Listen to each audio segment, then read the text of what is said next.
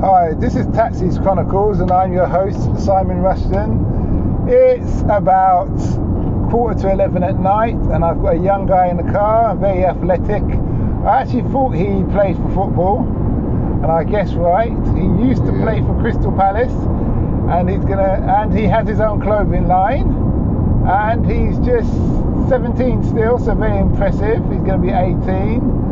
And he's going to tell us all about what it's like. So welcome, Ruben.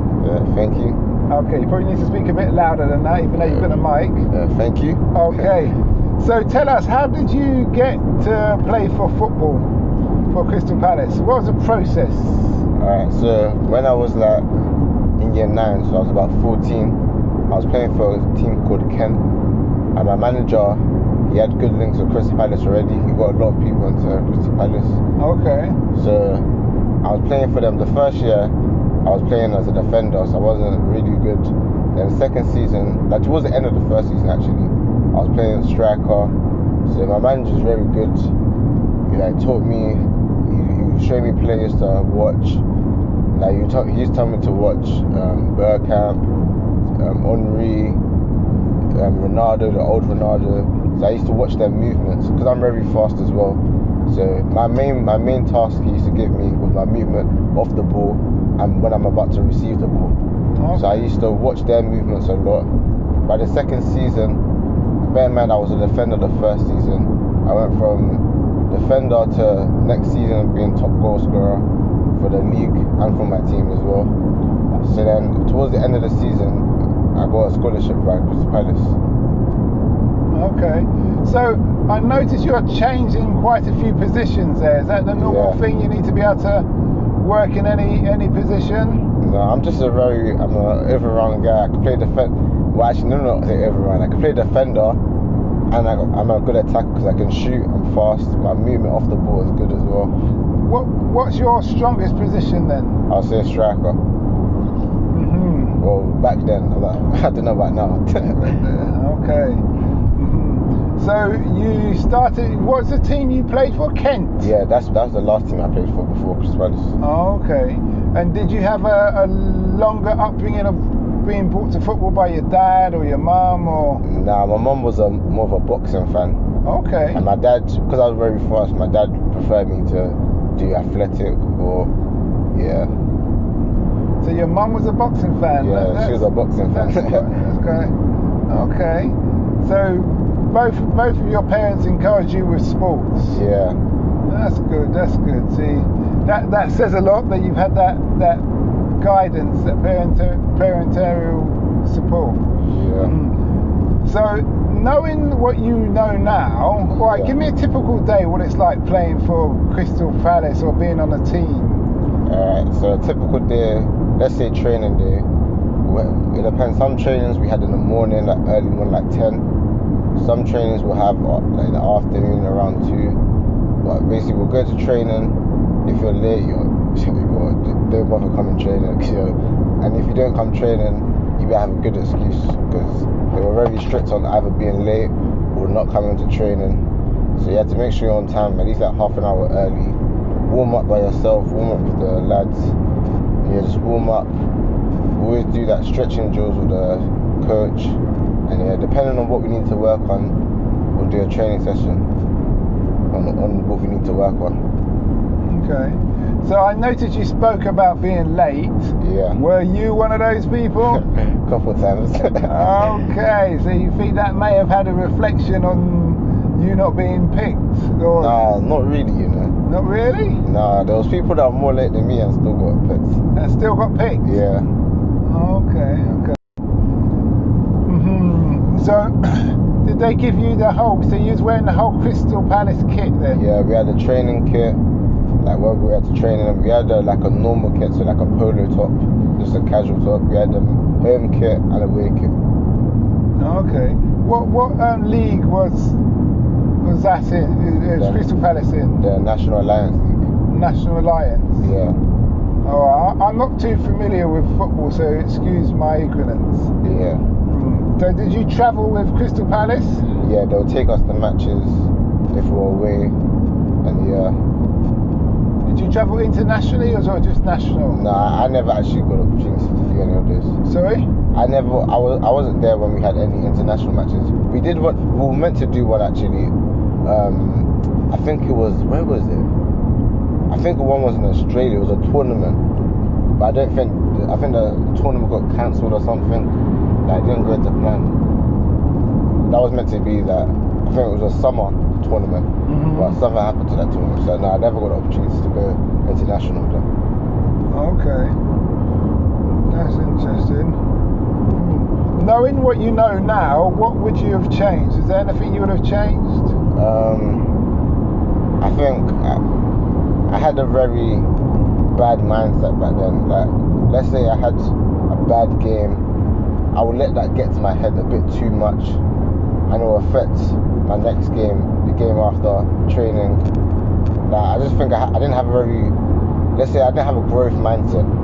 So when I mean growth mindset, I mean like, if I did something wrong, instead for me to think, oh, I'm crap, why did I do this? I should have said, okay, I've done this, how do I improve?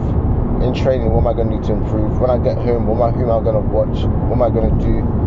When coach says this, I shouldn't take it that way. He's just trying to help. Like, I didn't have a very good mindset, and I think that's what affected me the most. Where do you think that stemmed from, that mindset? I think it was just the way I was. Like, I had a fixed mindset growing up. And it's not until recently I realised how much that affected me and how much that needed to change.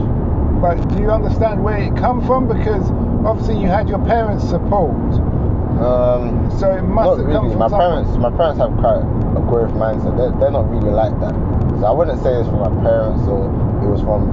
No, I'm not saying it's from your parents. What I'm saying is, if you've had your parents' support, but your mindset is still in that manner, then do you understand where you're coming from? Where it's coming from.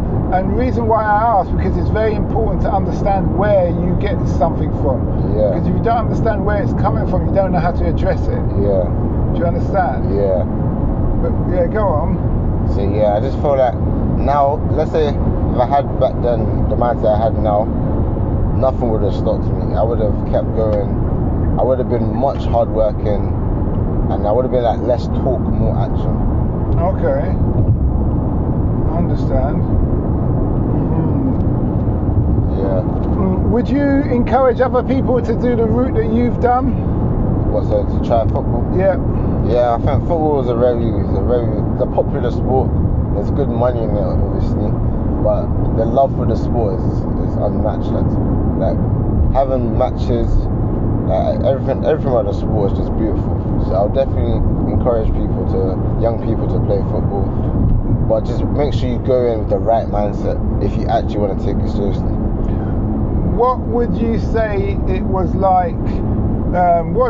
Give me an idea of, thousands of fans watching you. You've got the jersey on, the fancy football boots, the shin pads, the socks. You're going out there. How does that feel? I never had thousands actually. It would be like hundreds. But the first time, still more hundreds than the average person. For the first time, that was another thing. That's another thing that used to get to me as well. So when you make a mistake, everyone sees it. So that used to affect me the most. So I feel like you shouldn't really care about how you look, because the thing about me, when no one's say if I was training, it wouldn't really affect because no one's watching. But because people were watching, there was a lot of pressure, and I never really got used to that pressure. So I feel like when people are trying to do this, they should try ignore it, pretend no one's watching, just play your game, do your thing. Well, you know what it is, I always look at it like this: you're a professional at what you do. If you make a mistake, people may comment, but they can't do better. So should you really pay them any attention? No. Okay, so you spoke about this clothing line. Tell me about that. When did you start that? What kind of clothing? How long have you been doing it for? So I came out with the idea in December. It's called Grustler. So grinding and a hustler. So in one word. Okay, is it on social media? Yeah, it has its own Instagram. It's literally Grustlers. Do you want to spell that for the listeners? So it's a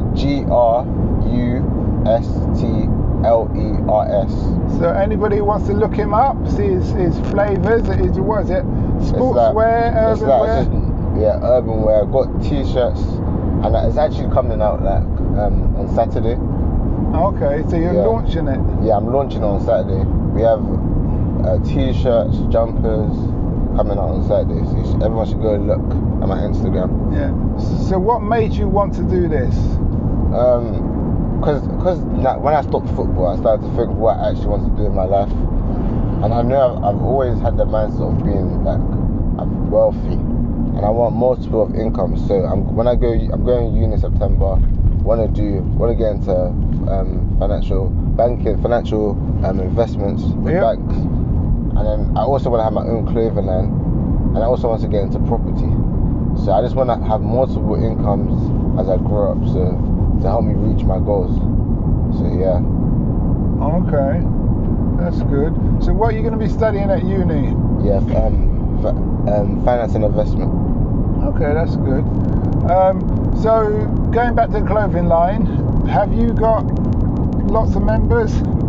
Yeah, currently we have 120 people following right now. Following? And we haven't really dropped anything yet. So when we drop on Saturday and we see more people see it, hopefully we get more followers, and we sell out quick as well.